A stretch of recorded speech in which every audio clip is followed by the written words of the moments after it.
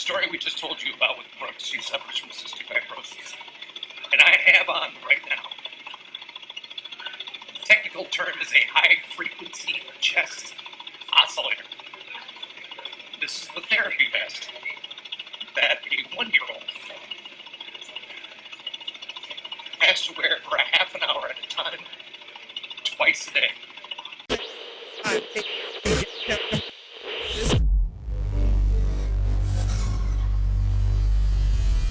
I'll be the first to admit that I hated Radio-Thons. I don't like asking for money. I don't like showing emotion. These are like the two things you have to do in a Radio-Thon. But if you've ever thought about doing one and you aren't really sure, this guy, Jim Richards, is going to make you want to do a Radio-Thon, and he's going to make you good at it. So this video, we're going to talk about why your station should be doing a Radio-Thon and how to do it right. So I worked with Jim in San Francisco. He is the senior market director at Children's Miracle Network Hospitals. He comes in, he gives you like all the skills that you need to get a good Radio-Thon on the air and why you should be doing it for your brand as well. This is a super informative video. If you've ever thought about doing a Radio-Thon, or if you've done one and you aren't a fan, this should point you in the right direction, or at least convince you that Radio-Thons are something that you should be doing for your radio station. Here's Jim Richards on How to Radio. First of all, how did you get into Radio-Thons? Reluctantly.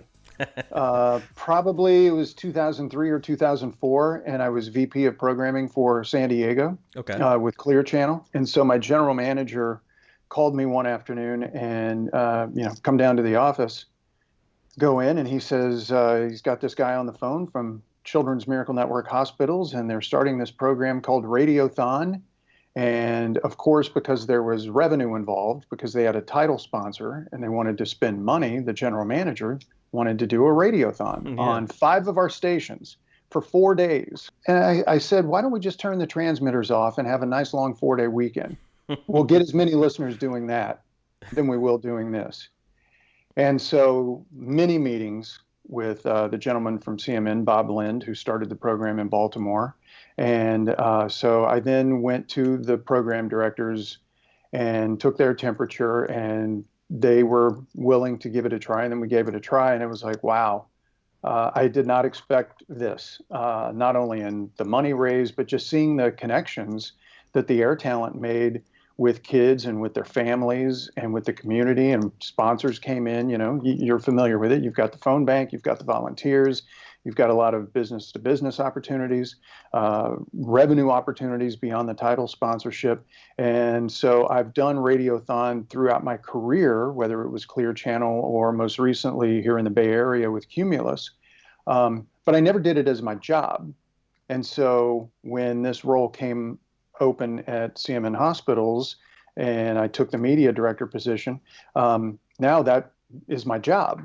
And I travel, 28 to 31, or I used to travel pre-COVID, 28 to 31 trips a year going around helping air talent and program directors execute their Radio-Thons.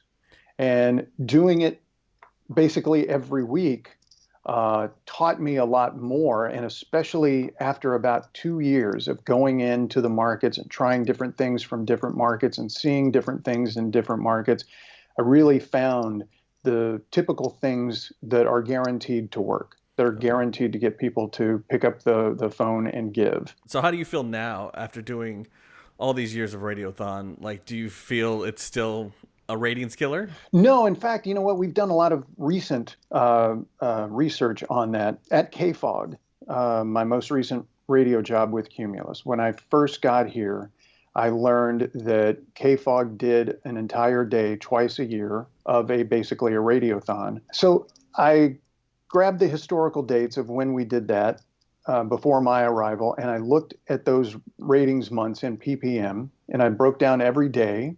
And out of the 20 weekdays, that content was never the number 1 rated day out of the 20. But to my surprise, it was never the worst.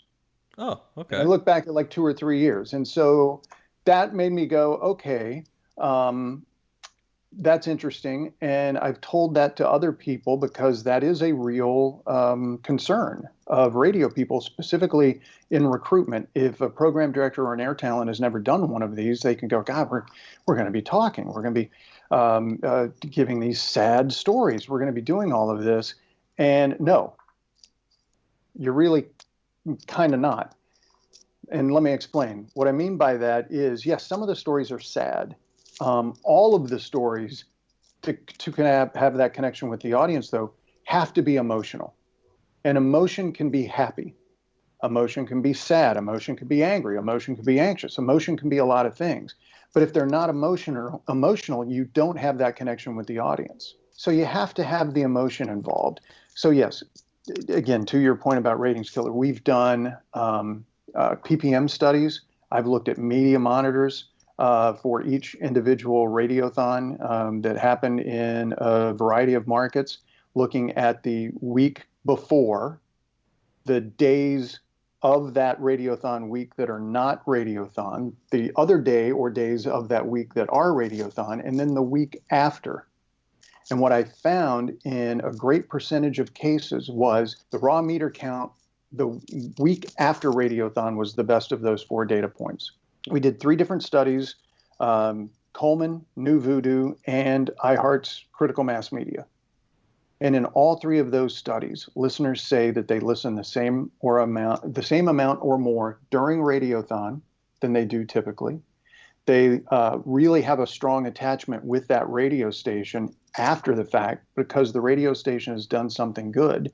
And not only have you done something good, you've done something good that's extremely local. Yeah. And we see that with our corporate partners. You know, CEOs don't allow Walmart to slow down the transaction process at the register because they feel like it. The reason that CEOs allow that to happen is because it's good for business. Good for perception. Like it looks good. Right. Like as bad as that But sounds. not only it looks good, we have consumer studies that show when given the choice, people will, let's take Coke or Pepsi. People will make a decision on Coke or Pepsi based on what those companies' beliefs are, who they align with. So in the case of Children's Miracle Network hospitals and local children's hospitals, who's going to be against improving kids' health care? Yeah. And well-being? No one. Yeah, no one that's going to say it out loud anyway.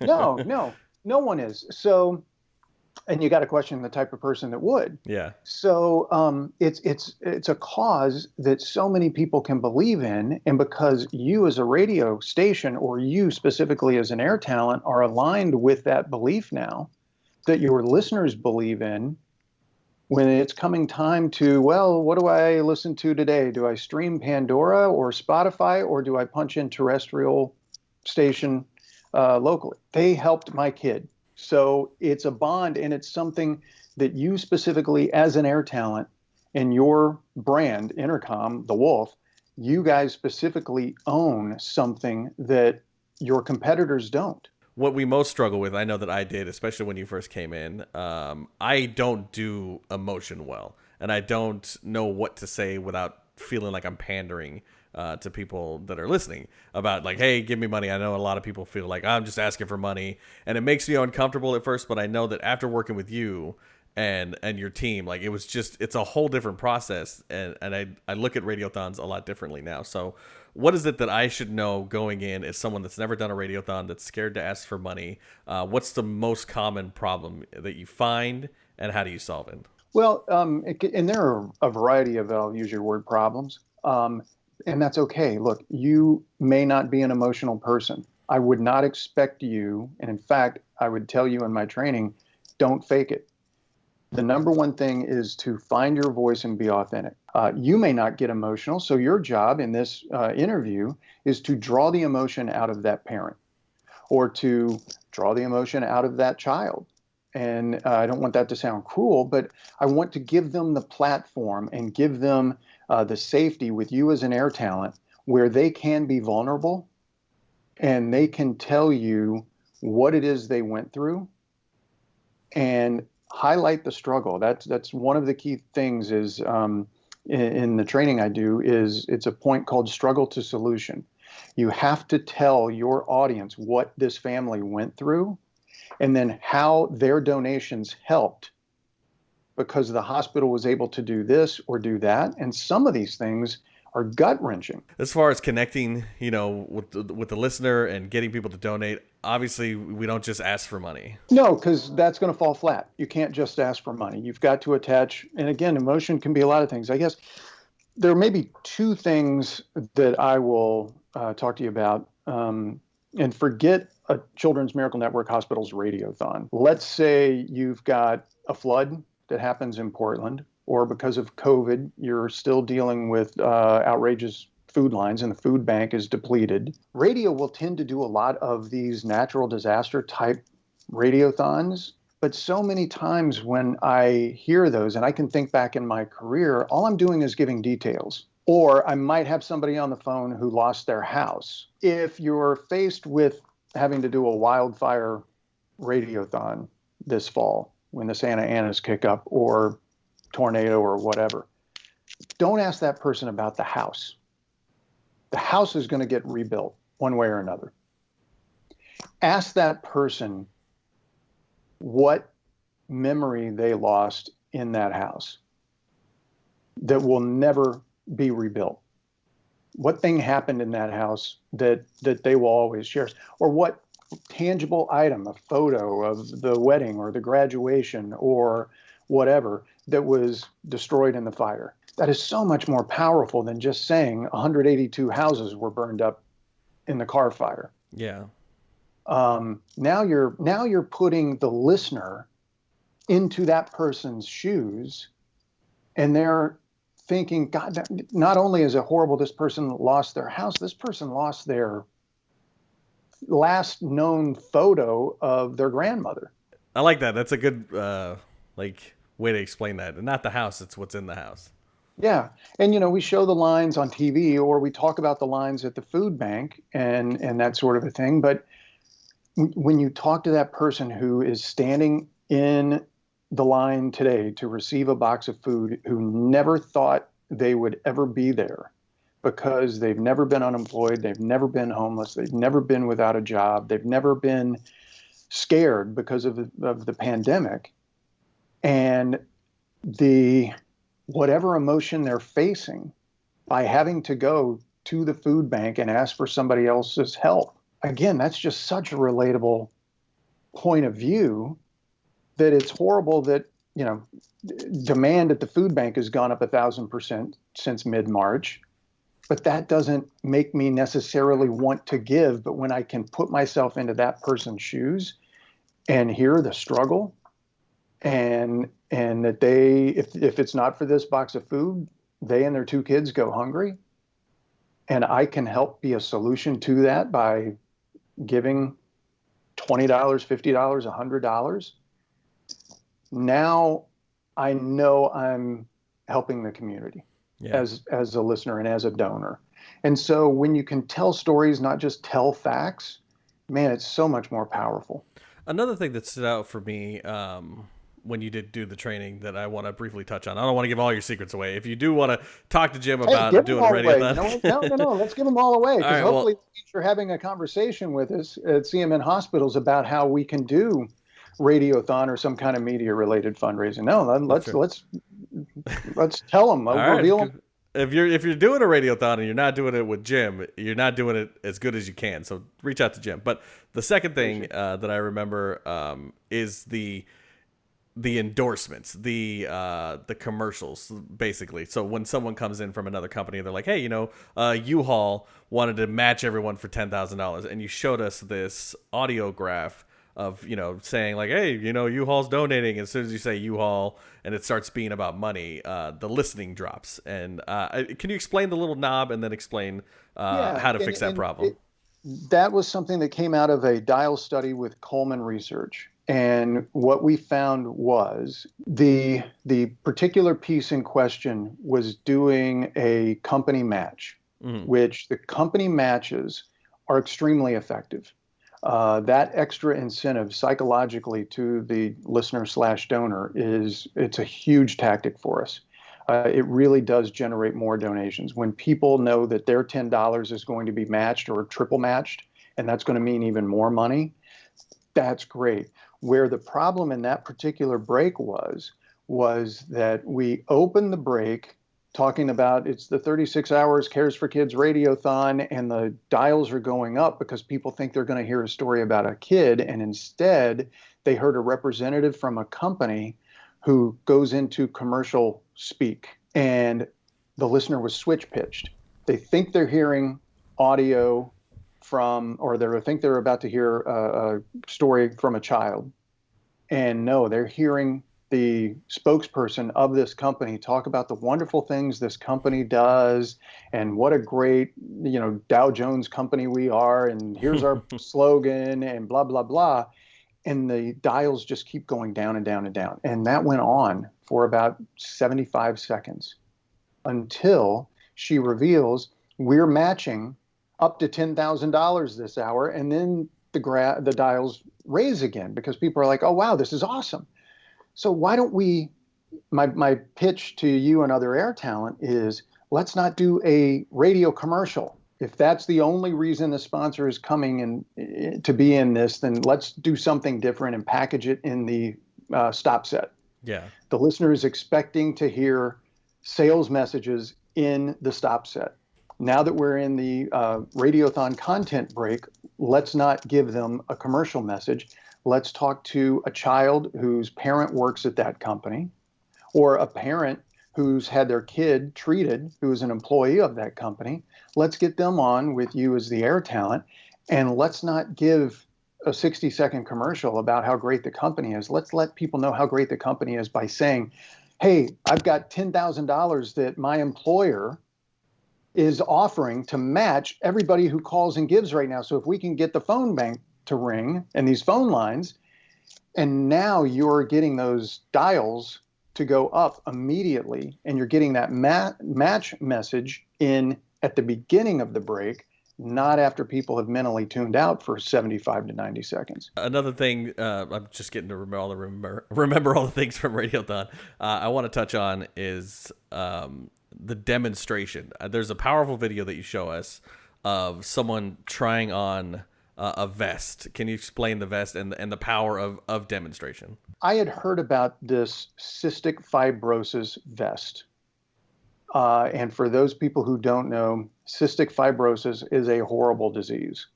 There right now is no cure. And the treatment, what happens is fibers grow in the lungs, and it makes it very difficult to breathe. And the treatment for that is that child through adult has to wear this oscillating compression vest for 30 minutes at a time for at least 2 times a day on average. And what that means is you put on this very restrictive vest that then fills with air to compress your lungs and your core, and then it shakes the hell out of you. Yeah. Because that shaking breaks down those fibers so that your lungs can breathe. So that particular year at that Radio-Thon, which was in Sioux Falls, South Dakota, we had 2 patients that were being featured as new interviews, and we made song stories out of those that particular year. So I had heard about this vest, but had never seen it. And the hospital coordinated to have one of the air talent put it on. And then when we were coming out of a song and doing our break, the radio station went live on Facebook, and they flipped it on the air. And you hear that on-air personality, Doc, you hear his reaction to this shocking thing that is now happening to him live on the air. Therapy vest that a 1-year-old has to wear for a half an hour at a time, twice a day. It is, there's really nothing pleasant about it, to be honest. And knowing that babies, toddlers, children, teenagers, adults have to do this. And it's a scenario where there is no sick day from this treatment. There is no vacation from this treatment. They want to go down to Cabo and go hang out on the beach. They can, but guess what? They've packed in checked luggage their vest Jeez. Because twice a day they're going to go from the pool up into the hotel room and put this thing on and be shaken violently for 30 minutes. Yeah. It's such a powerful thing to watch. And like, just thinking about it is making me emotional. Like now that because when we did this story and you showed me this, I didn't have a kid.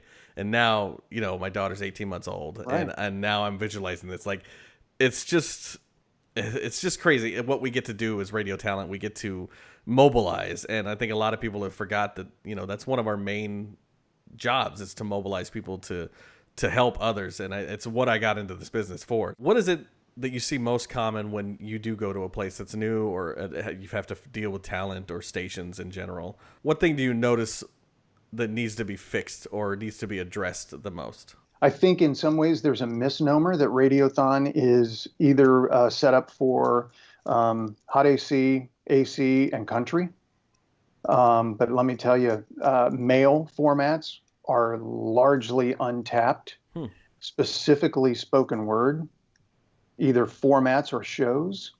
And so if you are air talent for a news talk or sports station, this is actually a great thing for you.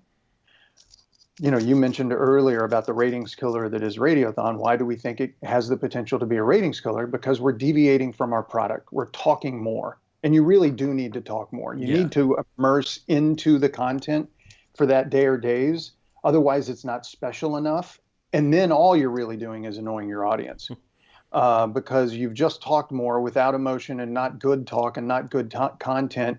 And you didn't do it enough to give them the reason why you're doing it. So you're just talking more. What happens when you talk more on a talk station or a talk show? You're just giving them more of the product. And we've done research with the research I told you with New Voodoo and with Critical Mass Media that shows the male audience is really receptive to the message.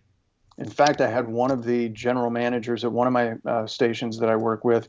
He just said in the meeting one day that guys just want to fix things. And it kind of made me think like there's probably some truth to that psychologically. If we can, write a check, hand over our credit card and fix that, then our day is done. We've accomplished something. That's a good point. So it's not just a soccer mom type content in Radio-Thon, or it's not just country type content in Radio-Thon. It is universal, really, with almost every format. Well, if someone is now thinking about doing a Radio-Thon, because I'm sure they don't do them at all the radio stations, how can I know that you only handle the West Coast, and I don't know who's watching this, so how can they reach out to you or reach out to someone like you and get you to come and help them? Email me, and I'll put you in touch with the right person. Okay. J. Richards, that's for Jim Richards, but just first initial, last name, J. Richards at cmnhospitals, plural, .org. Doing a radio for so long, I've done a couple Radio-Thons, and then when you came in, it completely changed how I see Radio-Thons and how I feel going into each break I go, and having you guys there and having the team there, and you guys are so organized that it's so easy on us when you guys were there. So I just thank you for helping us out. It was good to reconnect with you, and I hope this helps somebody. The pleasure's all mine for what you and Coit did for us. Hey, I'll put you on the spot. We don't have a Radio-Thon on Wolf. I was gonna say, hey, I bet you my boss will be totally up to it. So if I don't know how that has to work out, but I can make that happen. We'll connect after this. Perfect.